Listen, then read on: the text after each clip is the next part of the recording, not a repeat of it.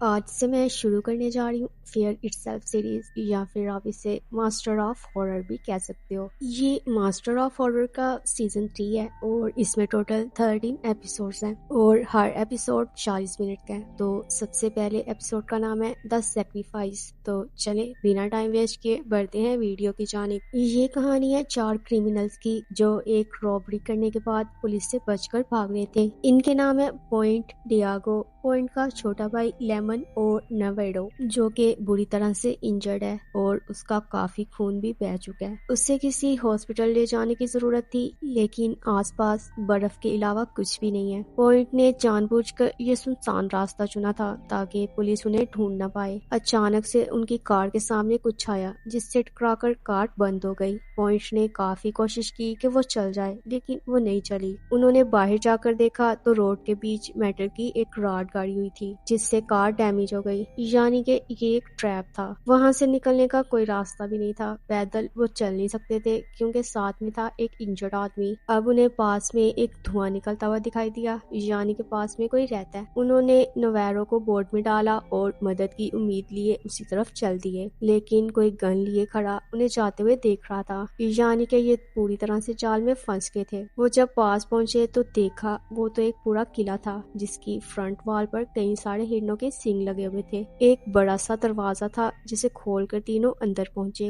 اور اندر جاتے ہی انہیں ڈھیر ساری قبریں بھی دکھائی دی۔ ایسا لگ رہا تھا جیسے ان بڑی سی دیواروں کے اندر ایک چھوٹا سا گاؤں تھا جہاں ہر گھر لکڑی کا بنا ہوا تھا اور ڈھیر سارے ہتھیار بھی تھے۔ جس گھر سے دھواں نکل رہا تھا اس گھر کے اندر جا کر انہوں نے نویرو کو لٹا دیا۔ انہیں امید تھی کہ گھر کے اندر کوئی ملے گا لیکن انہیں کوئی بھی نہیں ملا۔ پوائنٹ اور ڈیاگو چیک کرنے نیچے گئے جہاں انہیں ملا ایک کچن اور ساتھ میں ایک روم جہاں پر کافی سارے لوگوں کے سکیچز لٹکے ہوئے تھے۔ اس سے پہلے کہ یہ لوگ کچھ سمجھ پاتے نویرو زور زور سے چلانے لگا۔ اس کی چیخیں سن کر یہ دونوں جلدی سے اوپر پہنچے تو دیکھا کہ ایک لڑکی نویرو کو چیک کر رہی تھی جس کا نام ہے چیلسی۔ پوائنٹ نے کہا پیچھے ہٹ جا تو اس نے گن تان لی، لیکن گن ان کے پاس بھی تھی تو انہوں نے بھی تان لی۔ پھر ہم دیکھتے ہیں چیلسی کی بہن ورجینیا کو۔ پوائنٹ ان سے مدد مانگتا ہے لیکن وہ زیادہ کچھ نہیں کر سکتی کیونکہ وہ آج بھی پرانے ٹائم میں جی رہی ہیں۔ نہ تو ان کے پاس بجلی ہے، نہ فون، نہ ٹی وی اور نہ ہی کار۔ وہ جتنا کر سکتی تھی انہوں نے کر دیا۔ انہوں نے الاؤ کر دیا کہ آج رات تم چاروں یہیں پر رک سکتے ہو۔ ڈیاگو ورجینیا کے ساتھ بانڈ میں چلا گیا بلینکٹ لینے اور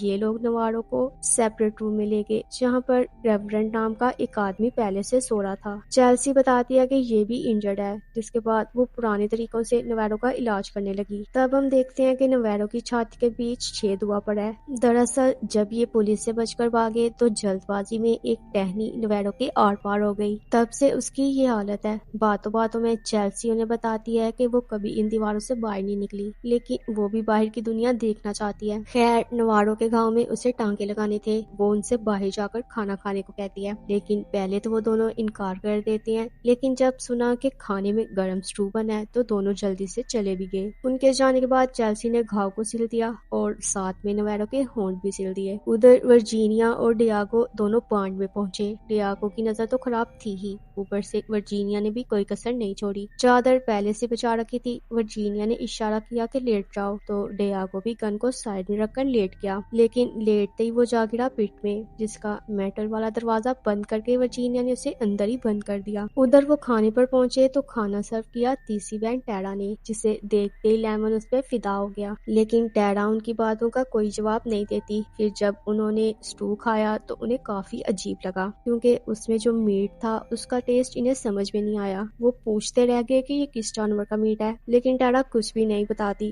پھر چیلسی نے آ کر بتایا کہ ٹیرا بول نہیں سکتی، جس کے بعد لیمن کہتا ہے کہ میں اسٹو لے کر نویرو کے پاس جا رہا ہوں۔ یہ سنتے ہی چیلسی نے کہا کہ ابھی نہیں، وہ سو رہا ہے۔ یہ سنتے ہی پوائنٹ کا دماغ پوائنٹ پر آ گیا، اس نے لیمن کو بولا کہ جا کر ڈیاگو کو ڈھونڈو، میں نویرو کے پاس جا رہا ہوں۔ نویرو کے پاس پہنچ کر وہ دیکھتا ہے کہ اس کے ہونٹ سلے ہوئے تھے اور وہ مر چکا تھا۔ اس کے دل کے اندر ایک ووڈن سٹک گھسا घुसा रखी थी और उसकी गर्दन में से खून बह रहा था। पॉइंट ये सब देखकर सहम गया कि तभी सामने से किसी क्रिएचर के गुर्राने की आवाज आई। डर के मारे वो पीछे हटने लगा तो तभी वो देखता है कि रेवरेंड का पैर किसी चेन से बंधा हुआ है। उसने कुल्हाड़ी ली और चेन तोड़कर रेवरेंड को फ्री कर दिया, मगर रेवरेंड तो फ्री होना ही नहीं चाहता था। लेकिन फिर भी पॉइंट उसे बाहर ले आया, लेकिन तभी उसने चेन पकड़ी और चेन समेत ही रेवरेंड को अंदर खींच लिया और फिर हमें रेवरेंड की चीखें सुनाई दी। उधर डियागो भी नीचे तड़प रहा था और जब उसने लाइटर जलाया तो और ज्यादा हालत खराब हो गई, क्योंकि उससे वहां नजर आए बहुत सारे इंसानी कंगाल। इधर पॉइंट ने चेल्सी पर गन पॉइंट की और पूछा कि आखिर वो चीज है क्या।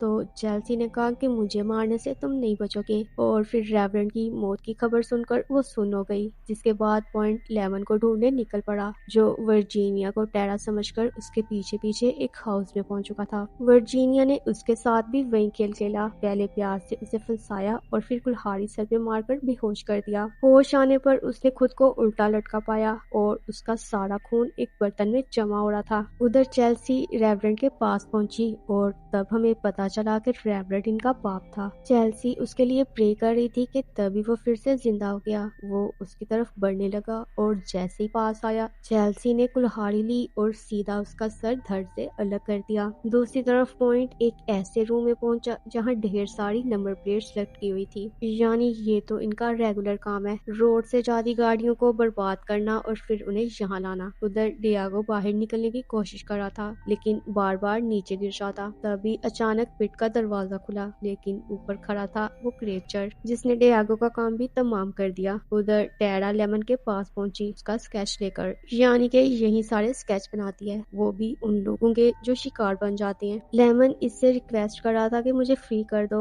लेकिन तभी वहाँ वो क्रिएचर आ गया तो टेरा वहाँ से भाग गई। लेमन की चीखें सुनकर पॉइंट अंदर पहुंचा तो वो देखता है कि क्रिएचर लेमन को चूस रहा है। लेमन की बॉडी के साथ उल्टा लटक कर वो खून के बड़े बड़े खून भर रहा है। पॉइंट को देखकर वो फुर्ती से उसके पास आया तो उसने गोलियां मारकर उसे भगा दिया, और यहाँ पर हम ठीक से उसकी शक्ल देख पाए। उसके जाने के बाद पॉइंट ने लेमन को फ्री किया, तभी टेरा आ गई। उसने लेमन को मारना चाहा, पॉइंट ने उसे पीछे धकेल दिया, जिससे एक स्पाइक उसके आर पार हो गया और वो भी उसी वक्त मारी गई। और फिर लेमन को लेकर ये मेन घर में पहुंचा। लेमन का चेहरा सफेद हो चुका था, क्योंकि सारा खून तो वो क्रिएचर पी गया, जो एक एंशिएंट वैम्पायर है। पॉइंट जानता है कि यहाँ से निकलने के लिए उसे उसका सामना करना होगा और तैयारी उसकी पूरी है। 2 बैग ये लाया था, जिसमें एक के अंदर दुनिया भर की बंदूकें हैं और दूसरे के अंदर गोलियां। वो गन्स को लोड कर रहा था कि तभी वो दोनों बहनें वहां पर आ गई। वो कुल्हाड़ी से कुछ करना चाह रही थी, लेकिन पॉइंट ने हवा में फायर करके उन्हें वार्न कर दिया और साथ ही बता दिया कि टेरा भी मर चुकी है। तभी चेल्सी कहती है कि तुम्हें अपने भाई को मारना होगा, वरना ये वैम्पायर बनकर तुम्हें भी मार देगा, क्योंकि उस वैम्पायर ने इसे काट दिया है। लेकिन पॉइंट उसकी बात नहीं मानता। तब चेल्सी उसे बताती है कि जब हम रोमानिया से यहाँ पर आए थे तो वो वैम्पायर भी हमारे बीच छुप कर यहाँ पर आ गया था। तब बाहर की दुनिया को बचाने के लिए हमने आबादी से दूर ये किला बनाकर उस वैम्पायर को यहाँ पर रोक कर रखा। हम उसे खाना देते रहे तो वो भी शांत रहा, लेकिन जब खाना नहीं मिला तो वो हम सबको ही मार कर खाने लगा। तो जो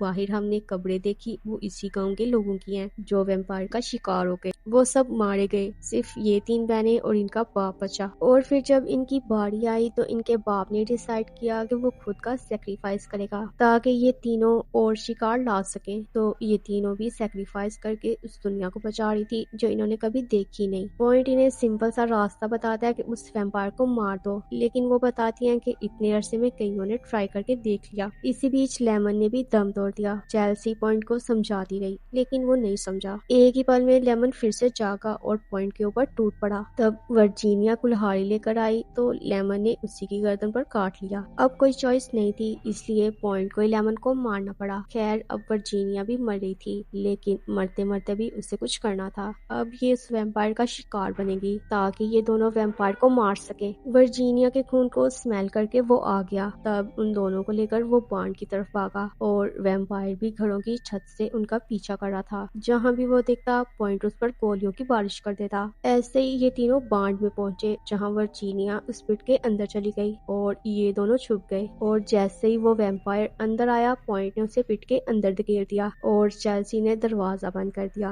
वैम्पायर वर्जीनिया का खून पीने में बिजी था, तो पॉइंट ने کلہاڑی اٹھائی اور دروازے میں کئی ہولز کر دیے، پھر ان میں تیل ڈالا اور آگ لگا دی، جس سے ویمپائر بھی جل گیا اور ساتھ میں بانڈ بھی۔ ان دونوں نے ساتھ مل کر سب کچھ راکھ ہوتے دیکھا۔ اگلی صبح چیلسی نے قلعے کا دروازہ کھولا کیونکہ اب فائنلی یہ باہر کی دنیا دیکھ پائے گی، لیکن پوائنٹ کے کندھے پر دانتوں کے نشان تھے، یعنی کہ یہ بھی گیا۔ یہ دیکھ کر چیلسی نے دروازہ پھر سے بند کر دیا کیونکہ کام ابھی باقی ہے۔ اور اسی کے ساتھ یہ ایپیسوڈ یہیں پر ختم ہوا۔